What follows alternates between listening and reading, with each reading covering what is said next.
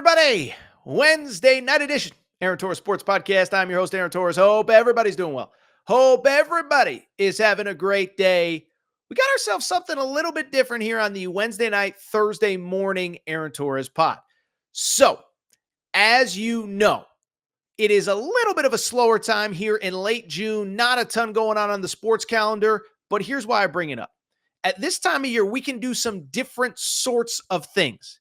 Can talk different topics, can bring on guests, can have old friends return to the show. And that is exactly what is happening here today. As Hassan Diarra, remember Hassan, my buddy Hassan Diarra, he is rejoining the show for a midsummer, early summer, I guess it's not even technically summer yet, episode of the Aaron Torres pod. Hassan Diarra is, of course, UConn guard, two-time national champion, part of the 2023 and 2024 national championship teams. And last season, he joined us basically every week during college hoop season to share the journey of a pursuit of a national championship. We talked to him in the regular season through the Big East regular season championship, Big East tournament championship, first weekend in Brooklyn, on to Boston, and of course, winning a national championship. Well, it's certainly been a busy couple months since the season ended, and Hassan rejoins us to talk about it all. Talks about his decision to return, Alex Karaban's decision to return, and of course, the insanity of the Dan Hurley situation, as Dan Hurley obviously went to Los Angeles, spoke with the Los Angeles Lakers for their vacant head coaching job. What was it like to be in the locker room? What was it like to be in Storrs while Dan Hurley flew out to Los Angeles for that job interview? And what was it like to be in the locker room when he said he was coming back? Hassan Diarra has the answers to all of it. And I am so fired up that you get a chance to listen to this. So grateful for my friendship with Hassan and his willingness to do this. So a little bit of a different show. It's, like I said, late June. It's summertime. But I'll tell you what, there is plenty going on. By the way, Hassan gives you the scouting report on all the new UConn Huskies, 3 new freshmen, 2 new transfers. So everybody sit back, take a deep breath. We'll be right back. UConn guard, Hassan Diarra. Thank you, everybody, for coming to the Aaron Torres Podcast YouTube page. If you could do me a quick favor, see that little subscribe button at the bottom of your screen? Go ahead, click that subscribe button. Really does help our channel grow, our audience grow, and I really do appreciate it more than you know. So click that subscribe button. Appreciate your support. Now, here's the video that you came here for. All right, joining me via Zoom is my old buddy. Been a couple months, two-time national champion Hassan Diarra, UConn Huskies. Hassan, last time I think we talked to you was right after the championship, maybe even before the parade, but it's been a few months, man. How you doing? I'm doing great. I'm glad to be back on the show. I missed you. Oh, Hassan, stop. You're embarrassing me. By the way, unrelated to anything, I just happened to be wearing my 2024 national champion shirt when we decided to come on, but I missed you too. First of all, it has been a few months. You know, obviously it's the off season. What have you been up to, man? Give us a quick Hassan Diarra's world, Hassan's world since about mid-April of 2024 here. Yeah, man, I got a chance to go home for a little bit, see the fam. Got a chance to relax with them for a couple weeks. Got back to campus the last week in May. Got a chance to gather with the new guys and the new team. You know us, we get right back to work, man. Right back to work. So that's really what my off season's been like. Listen, we got a lot of ground to cover, but I mean, I got to ask the pressing question. Bronx guy going into Fenway Park last week. What was that like, man? I mean, it was great. It was great. I was going for the Yankees, but we lost. I'm sure the Boston fans were really happy. I wasn't. But I enjoyed the game, going on the field, being in that stadium around greatness, seeing how those players go about their business. It was truly, truly cool and truly a blessing to be a part of that. How cool is that kind of stuff? I mean, in all seriousness, you work so hard to call yourself a champion. And I know Coach, you know, he lets you enjoy the spoils, but not too much before you get back to work. But that is a cool, you know, sort of once in a lifetime experience. There's only one college basketball team that got to walk on the field at Fenway Park this offseason. That was you guys. I mean, how much do you, let me ask you this. Now you've been through this a second time, which is incredible. There's literally only a handful of people in college basketball history that can say it. How much do you allow yourself to enjoy these moments, knowing, understanding that, like, hey, there's a third one to go get. But at the same time, like, you know what? I should enjoy this because not a lot of people get to do this. Yeah, I mean, you have to enjoy every moment, as I always say. I mean, just take it all in, and just embrace it. I mean, live in the moment. Got a chance to watch Alex throw a strike down the Yep. middle, which is pretty cool. But yeah, I mean, it shows that our work has paid off. And being for, and I'm so happy that their gratitude towards us, and the fans that came out. A lot of UConn fans were there. It was truly cool. Your decision. So last time you and I spoke, listen, I don't want to speak for you. Maybe you just have a good poker face, but I kind of asked you when we were down in Phoenix, just not that I was trying to like break a story or anything like that, but I was just curious. And it seemed like coming off of the second title, of course, I think everybody knows, but you have an extra year. You had an extra year of COVID eligibility. You played 4 years of college basketball. You've won 2 national championships. It seemed to me like you were legitimately torn about the decision. One, were you torn? Were you just giving us all a good poker face? And then two, if you were torn, what were the factors that made you decide to come back for your 5th year of college basketball? Yeah, honestly, I wasn't really torn. No, you My just you my just my lied straight to my face. Okay, that's good to know. Yeah. I wasn't really torn. My goal was to always come back and do my 5th year here at UConn. I didn't really want to be coached by any other coaching staff in the country. I was just waiting on having a talk with coach, making sure we're on the same page, and I think we got to that point, and it was ultimately a no brainer for me. Obviously, I don't want to take into a private conversation, but I assume you being an older guy, again, 5th year in college, but 3rd year in this program. I assume you have a pretty open line of communication with coach where you can kind of tell him what's on your mind and vice versa. Yeah, I mean, yeah, the conversation was just more like, I mean, it's time to step into that leadership role and helping these guys, get acclimated because we're trying to do something that hasn't been done within the last 50 years. Well, and that's the incredible part to me. I forget if you and I spoke directly before the parade or after the parade, but it was wild to me to watch how quickly it went from like, we're celebrating this thing to like, let's go get the third straight one in a row. And, and I know every school is like, yeah, every school in June is, yeah, we're shooting for that national championship.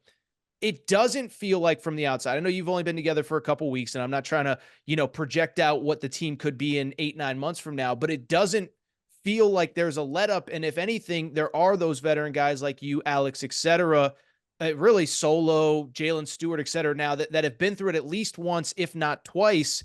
And it just like, it just kind of surprised me how quickly it turned to, all right, let's go for 3 in a row. Yeah, the celebration is cool, but I think we enjoy the process, and I think we want to get back to that process, get back to that grind, going through the trenches with our guys, going through the trenches together. We enjoy that, and I think we wanted to get back to it. What I mean, as soon as possible because we believe what we can do. Really quickly, I don't know if you would have. Were you in communication with Alex at all during his process? I mean, you made your decision about, I think, mid to late April. He obviously took that decision right up until uh, middle to whatever it is. The deadline was, I think, this last week of May or whatever, May 26th, May 27th. Were you in communication with him? Did you have any sense for where he was leaning during the process? Honestly, me and AK talked, but it wasn't much about Mhm. his decision or anything. Personally, I believe that he will come back. He didn't want to leave me like a lone survivor. And I appreciate him. But what I mean, it's great to have Alex back. A guy of that caliber with his talent, his skill, his how fast his brain works, his reads. I mean, he's truly an amazing player, and we're blessed to have him back. And that's what I was going to ask is obviously you talked about coach telling you to take on an even bigger leadership role than you've already had over the course of the previous 2 years. Is it nice? And I know Sampson's been there a couple years. And as I said, Solo's back, Jalen Stewart's back, et cetera. But is it nice to have that dude? Because, listen, I mean, the young guys, listen, it's no disrespect to anybody, but it's one thing to hear it from a vet but it's another thing to hear it from 2 or 3 vets that have been through the wars, that know what it's like to play for a Big East championship, a national championship, etc. Is it nice, like you said, you don't have to be kind of that lone ranger? And I know Sampson would be there, have your back and stuff, but is it nice to have AK by your side? Yeah, definitely. I mean, AK has been a starter for the last 2 years. Mm-hmm. So he's been through it all. He's seen it all. He's so experienced. And he knows the game like anyone else. So I mean, having him here, having him getting to stay here again is truly a blessing for me, and I'm extremely happy. All right, let's get to the big one. Every UConn fan wants to know. Take us through about 2 weeks ago. I'll tell you my story. Everyone on this show has heard my story, but I was on vacation. It was my last day. I told my wife, "Oh, this is the most relaxing vacation we've ever been on. There's nothing going on, this and that." Wake up, I was on the West Coast, so I wake up to, I'm not kidding, 30 texts, tweets, Instagrams, whatever. What was your Thursday? I think it was like June 3rd. What was that day like in the world of Hassan Diarra? Yeah, I mean, I think that morning, coach had a meeting with us right before we practiced. And he told us he's going to I mean, talk to the Lakers about the job and what they have to offer him. And then we practiced, and then we just waited, like everyone else, to see what decision he would make. But I mean, when I found out the news, I was kind of happy for him. You know what I mean? That's like seeing the guy's hard work actually pay off. To have an opportunity to coach the Lakers, one of the premier franchises in our sport. Um, so I was happy. I truly didn't want him to leave. And I'm super, super, super glad that he did it. So real quick, the news broke, like 6, 7 a.m. even on the East Coast. You guys didn't obviously have practice till 2 or 3. Are you guys talking among, what was there? Did you speak to him before, if practice is at 2, if you normally have a meeting at 1 or whatever, did you speak to him before that? Or was there like a 2, 3 hour window where you didn't really know what was going on, or what was that time frame like? Oh yeah, I didn't get a chance to speak to him before the meeting as a team. I mean, I saw the news on ESPN like everyone else. And then we're kind of just like, is this real? 'Cause when you see a post, sometimes it's fraudulent. Um, but as the day went along, it was like, yeah, this is real for sure. Real quick, I think back to when you and I spoke after the season, the Kentucky, I don't know what you would even call it. It wasn't really a rumor. They were kind of ready to make a move, but coach kind of shot that down right away. And I remember you saying, and I'm paraphrasing, I don't want to put words in your mouth, but essentially he told you, hey, this may be coming. There isn't much to it. Don't even stress. I'm paraphrasing. If I'm wrong, please correct me. But did this one feel different? Like, oh, there's at least a possibility that something may be happening here? Yeah, definitely. He went. I think he went to have conversations with the Laker organization. Um, and we understood, that it's the Lakers, Sure. so it's a possibility that he may leave. But I mean, I think Coach wants to solidify his legacy here, and he wants to do something special that hasn't been done, and he believes in us. So ultimately, his decision to stay um, is great for all of At, us. I was going to say, as one of the leaders, like we just mentioned, did you feel any added pressure to kind of be in communication with the younger guys, be in communication even with some of the vets? Like, hey, let's take a deep breath. We're going to find out some. I mean, did you feel that kind of pressure is not the right word, but responsibility maybe to kind of just be in communication with the guys? Yeah, I mean, I just told him that everything's gonna be all right. I mean, don't press about it. We'll see what happens when the weekend is over. But I mean, let's relax. Let's not overreact, and let's just take it day by day. One last one, I promise. Then we'll get back to the team and all that. The concert video. When you saw what was the reaction when you saw the concert video? Oh, I mean, I didn't really have a reaction. I was just like, man, I guess he's in New York and enjoying himself. I know a lot of people were like, yo, what is he doing and all that. But I mean, it's the off season. He's just want to go see an artist that he really liked, and that's all it was for me. Fantastic. What was the news like? How did he break it to you guys? I don't want to do like the typical Leonardo DiCaprio Wolf of Wall Street. I ain't going nowhere, but like I what was wish it that? was like that. That would have been funny if it was like that. But yeah, just like how he told us, he called a meeting. We all went in the film room, and he just told us that, what I mean, he that, what I mean, a college team means more to him right now, and we have to promise him that we're gonna work our butts off and give him everything we got, because he's gonna give us everything he got. Fantastic. How was practice that day?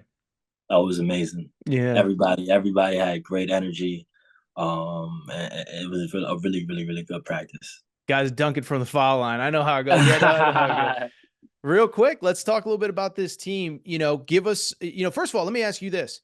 How do you feel? You spent April, May kind of fine tuning your own craft, and obviously you're going to take on a new role with this team. How do you feel that you've either improved or grown? And again, we know there's still 4 or 5 months till the season. But how do you feel like you've improved even since last year? Yeah, I just been focusing on sharpening everything, on my tools up, and most of all, I've been focused on being a better leader. I think the leadership aspect is going to be very important this year with the amount of players that we lost last year.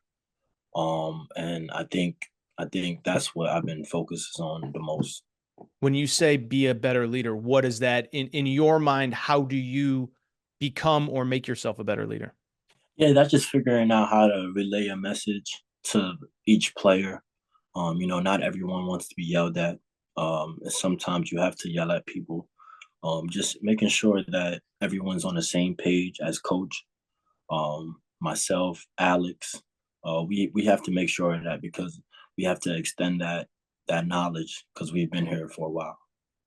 Fantastic. Tell us about some of the young guys, obviously, well, not even young guys, but maybe some of the new guys. Terrace Reed, I know there's a lot of excitement with him. They call him Big Hoss, I think. So we got Haas and Big Haas and Big Hoss.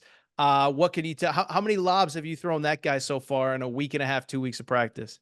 Yeah, I throw him a couple lives, man. He's an athlete. He's a physical specimen. Very physical, great touch. Can move really well. He's going to be a great player for us. Cool. Aiden Mahaney, the other transfer. Aiden is just so solid. He can shoot the ball. He can really pass the ball. He doesn't get enough credit for his physicality. He's a very, very smart player. I think he'll be a fan favorite. Fantastic. Let's go through the freshmen real quick if you got a minute. Liam McNeely. I mean, obviously there's a lot of buzz about him. First of all, do you follow the recruitments and stuff? I mean, he was a late commit. There's obviously a lot of buzz being at McDonald's. Does that not once you get to campus, everybody's wearing the same uniform. You're all fighting the same fight. But is that something that you're even paying attention to over the course of the spring, or is it just like when these guys? Or no, because he may have visited. I can't remember. I'll just shut up now. But McDonald's All-American. He's obviously got a lot of excitement around him. Tell us a little bit about him. Yeah, I mean, I keep up with high school basketball here and there. You know what I mean? I love basketball, so Sure. at all levels I watch. Liam is a great player, man. He's going to be really, really good. He's going to be one of the top freshmen in the country. He can really shoot the ball, can take it off the bounds, can pass the ball. He's very versatile, can guard multiple positions. So he's going to be ready from the start. And then the two other freshmen, obviously Isaiah Abraham, Ahmad Noel. Tell us a little bit about them as well. Yeah, Isaiah Abraham is a very, very strong, fast, athletic wing. Can guard multiple positions, can shoot the ball. Doesn't get enough credit for how well he passes the ball and play makes. But he's going to be really good. And Ahmad Noel, he has the heart of a lion. He's a small, fast, shifty guard. Can shoot the ball, can pass the ball. He's getting better and better each and every day. We're on the court, and he's a very fun player to watch. He's going to be a fan favorite. He's getting better every day because he's guarding you every day in practice, man. He's guarding one of the best guards in college basketball. So anything else? By the way, how is campus this time of year? Is it quiet? Is that boring? Is it good? You can lock in on listen, I survived one summer in Storrs. I would never back in the day, I think campus is a little bit better now, but I would never wish it upon my worst enemy because it was a long summer there, but kind of lets you focus on basketball, right? Yeah, I mean, there's not much going on. I think this is a perfect time for the team to build their chemistry, because I mean, there's no outside distractions. There's nobody on campus but us. So, I mean, if you want to hang out with somebody, you got to hang out with your teammate. But that's what I say. It's the perfect time to build chemistry and hang out with the team and really get to know each other because we're going to need it down the road. UConn fans are going to kill me for saying that. Storrs is lovely, but it gets very It quiet. It is. gets very It is. quiet in June and It's July. beautiful. It's beautiful here in the summer. It's beautiful. It It looks is. very good. I heard it's like 200 degrees right now, so I don't even know what's going on. I Yeah. heard there's a crazy heat wave going on, but all right, Hassan Diarra, dude, this was so fun, man. Let's catch up again before the season. I appreciate you making some time. You know, I'm glad. By the way, I didn't even congratulate you since the last time we spoke. You are officially a University of Connecticut graduate, so congratulations to Thank Hassan. you. Thank you. And yeah, man, listen, we're excited. I know the fans are gonna love hearing from you and kind of hearing about some of the new players, all that stuff, and yeah, nothing else to add other than that. I, as always, appreciate your time and looking forward to doing this again before the season. But it was great catching up. Enjoy the rest of the summer. Stay out of trouble, and we'll talk soon. Okay. Yes, sir.